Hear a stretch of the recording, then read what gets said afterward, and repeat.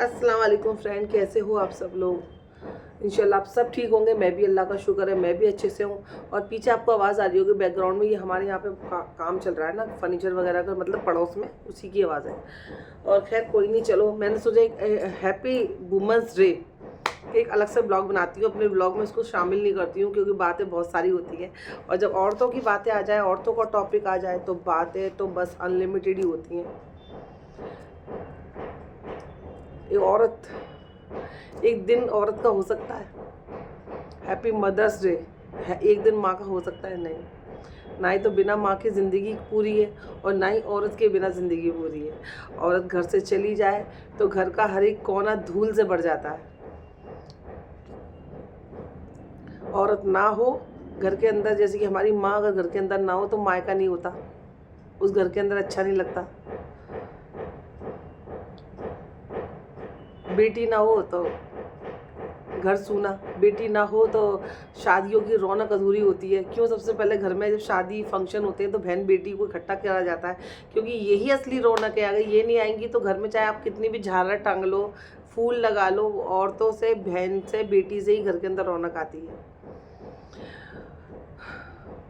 एक औरत ही होती है फ्रेंड जो एक नई ज़िंदगी को जन्म देती है, और वो औरत ही होती है फ्रेंड जो सब कुछ, सबका ख्याल रखती है। अच्छा, मेरे बेटे को खाने में ये पसंद है, मैं आज उसकी पसंद का बनाऊंगी। मेरी बेटी को ये पसंद है, मेरे आदमी को ये पसंद है, आज मैंने उनकी पसंद का बनाया। वो अपनी पसंद का खाना बनाने ही भूल जाती है, क्योंकि वो दूसरों, अपने बच्चों में, अपने शौहर की खुशी में या उनकी पसंद को ही अपना लेती है। लेकिन कभी शौहर ये नहीं बोलता तुझे जो पसंद है तू आज तू बना। आप बताओ, आपने बोला मेरी पसंद का, बच्चों की पसंद का खाना हर अक्सर अगर हम लोग अपने घर के अंदर बनाते रहते हैं, लेकिन कभी किसी ने बोला कि आज तुझे पसंद है बेटा तू अपनी पसंद का बना। कभी कभी सास ने बोला, कभी तुझे पसंद है बेटा तू बना अपनी पसंद का, रोज़ तो सबकी पसंद का खाना बनाती है, आज तू अपनी पसंद का खाना बना। कितना अच्छा लगेगा। कहते हैं हैप्पी वुमेंस डे एक औरत। और दूसरी सबसे जो आजकल जहर है, जहर चल रहा है, एक औरत ही वो है जो दूसरी औरत की ज़िंदगी में सबसे ज़्यादा जहर घोलती है। एक औरत ही है जो दूसरी औरत को देख के कभी खुश नहीं होती। एक औरत ही है जो दूसरी औरत का दिल दुखाने में कभी भी नहीं सोचती है कि यार मैं भी औरत हूँ, मैं एक औरत होकर इसका इतना बुरा भला बोलती हूँ, मेरे को अल्लाह को क्या मुंह दिखाऊंगी कि मैंने एक औरत होकर एक औरत को जलील करा है। चाहे वो सास के रूप में कराओ, चाहे वो नंद के रूप में कराओ, चाहे वो भावज के रूप में कराओ, बहन के रूप में कराओ, लेकिन एक है तो होती तो वो औरत ही है। वो इतना सा भी नहीं सोचती है एक औरत को जलील करने की। मैं और कहीं भी जलील कर दो किसी के सामने भी कि मैं भी औरत हूँ, मैं एक औरत हो गई दूसरी औरत को जलील कैसे कर सकती हूँ। एक अपनी जब शादी होती है वो इतनी उस उम्र में होती है जहाँ अपने दुनिया की सोच समझ, घर को कैसे चलाना है और ये सब कैसे मैनेज करना होता है, किसी को खुश करना कैसे होता है, मेहमानों के आने के टाइम पे क्या करना होता है, वो सब बाद में सीखते हैं शादी के बाद, क्योंकि शादी से पहले तो सब चीज़ें जिम्मेदारी होती नहीं है, तब कोई सीखता नहीं है।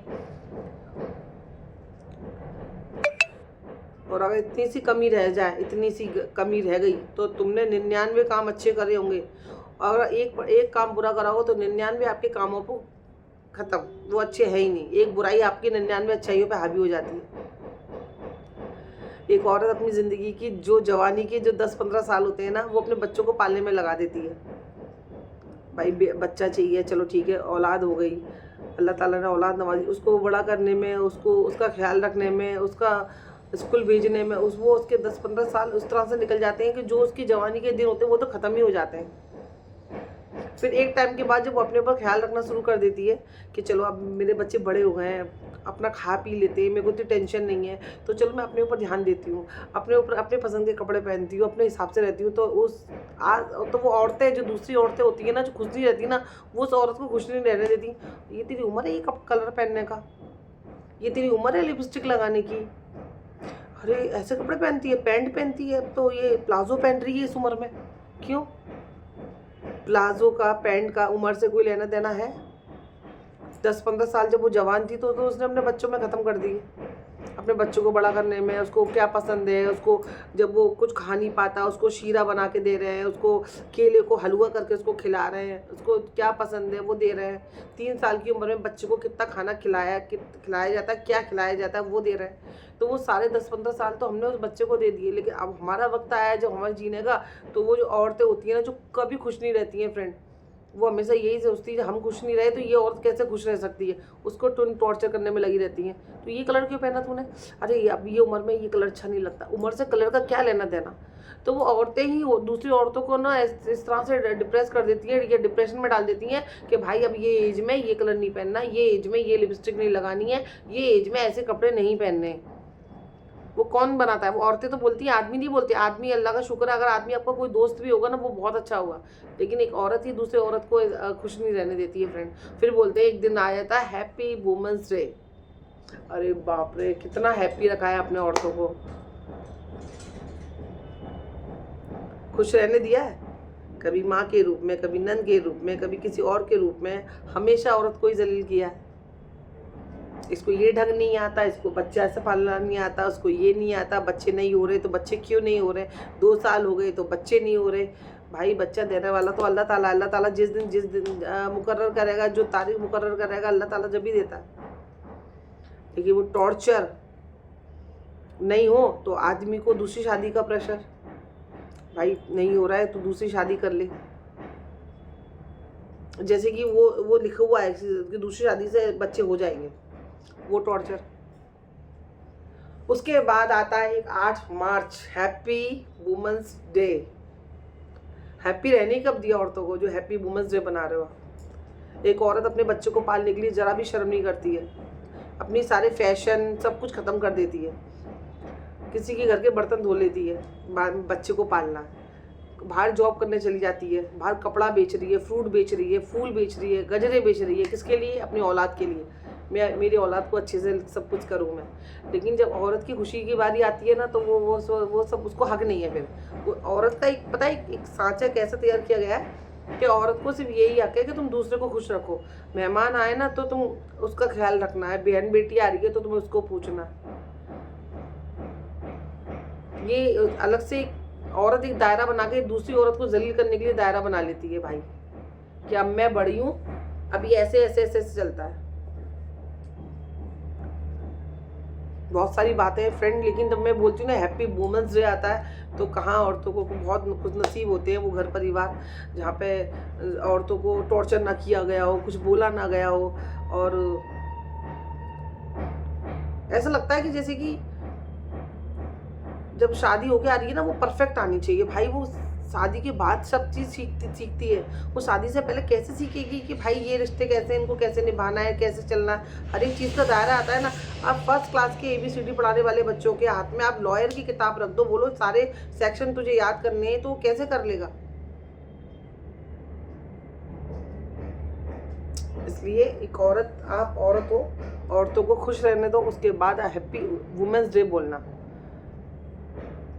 उसके माँ बाप को लेके बातें करना, उसके घर को लेके बातें करना, उसके पहनावे को लेके बातें करना। अच्छा हमारे इस्लाम में एक चीज़ और चल रही है, मैं बता रही हूँ। मुसलमान में मतलब इस्लाम में ऐसा लग रहा है कुछ औरतों ने ना एक ऐसे पक्का यकीदा कर लिया है, ये दुपट्टा उतार दिया, ये औरत दुपट्टा सर पे नहीं है ना सबसे ख़राब है दुनिया की, इसको जन्नत नहीं है, इसको ना जहन्नम मिल गई। ठीक है, अब वो औरत ने दुनिया के कांड करे, दुनिया के कांड करके बैठी है, अब ये आ गई। अरे ये औरत बहुत अच्छी है, जन्नती है, इसको अल्लाह ताला ने जन्नत दे दी है, इसके सारे गुनाह माफ़ है। ये एक दायरा बना कर रख दिया है कि सर पे दुपट्टा और ये हिजाब को लेके कि उसके अंदर चाहे वो लड़की मैं मुसलमान हूँ, लेकिन मैंने ये चीज़ देख रही हूँ ना, इसलिए मैं बता रही हूँ कि वो जी उसने पहन लिया है, अब वो जन्नती है, उसके सारे गुनाह माफ़ हो गए हैं और उसने अल्लाह ताला की मतलब वो फेवरेट बंदी बन गई है। ये अगर वो चाहे कितनी अच्छी है, सब कुछ अच्छा कर रही है वो, लेकिन एक ये उसको ऐसा कर देता है जैसे कि ये सबसे बेकार औरत है दुनिया की। ये चल रहा है भाई, मैं देख रही हूँ इसलिए। और मैं नकाब के अंदर औरतों को क्या क्या करते देखती हूँ वो भी मैंने अपनी आंखों से देखा है। नरीमन पॉइंट पर देखा है मैंने, और भी बहुत सारी जगह है मुंबई में यहाँ मैंने देखा है, छोटे छोटे रेस्टोरेंटों में मैंने देखा है। और जब बाहर निकलती है ना ऐसे, तो आप किसी को ना ये जज मत करो कि ये एक चीज़ होती है जो इंसान को अल्लाह के करीब ले जाती है और अल्लाह के दूर ले जाती है। ये तो अल्लाह और उसके बंदे के बीच की बात है कि वो गुनाहगार है तो अल्लाह माफ़ करने वाला है, अल्लाह उसे पसंद करता है तो भी अल्लाह जानने वाला है। आप जज मत करो, आप किसी को जज मत करो किसी भी चीज़ को लेके। आपको पता है अल्लाह ताला आपकी नमाज़ कबूल कर रहा है, आपका रोज़ा कबूल कर रहा है। आपको पता है अल्लाह ताला ने आपको रात को आके बोल के गए कि अल्लाह ताला के हाँ यकीदा आया, ख्वाब ऐसे आ गए आपको कि अल्लाह ताला ने बोल दिया तुम्हारी नमाज, तुम्हारी इबादत, तुम्हारा सब कुछ कबूल है, तुम्हारे जन्नत में मैंने एक कुर्सी बना दी है, जन्नत में आकर तुम बैठ जाना। तुम्हारी ऐसी बात हुई है क्या? तो ये कौन गुनाहगार है कौन नेक है ये आप अल्लाह पे छोड़ दो, ठीक है। आप जज मत बनो, बिल्कुल जज मत बनो। अल्लाह ताला ने ये हुक्म किसी को दिया ही नहीं है। कुरान पढ़ो मत, कुरान को इसमें क्या लिखा है अरबी में और उसमें उर्दू में ट्रांसलेट करके पढ़ो आप उसको कि इसका मतलब क्या है, कहाँ लिखा है कि अल्लाह ताला ने बोला तुम जज बन जाना, तुम सारे मेरे बंदों के फैसले करना। अल्लाह ताला फैसला करेगा, तुम्हें कोई हक नहीं है किसी का फैसला करने का। जो इंसान जैसी ज़िंदगी जी रहा है, अच्छी बुरी जी रहा है, वो अल्लाह उसके बंदे के बीच की बात है। तो बस नीलोबाजी का फ़ोन आ गया था ना इसलिए कट गया था वीडियो। उसके बाद आप बोलना हैप्पी वुमेंस डे। तो ये छोटा सा ब्लॉग मैं अलग से इसलिए डाल रही हूँ कि अपने दूसरे ब्लॉग में मैं नहीं शामिल करना चाहती थी।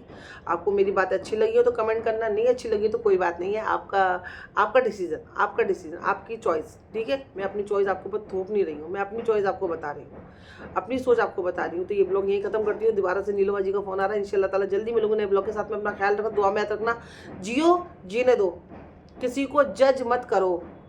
अल्लाह हाफिज़।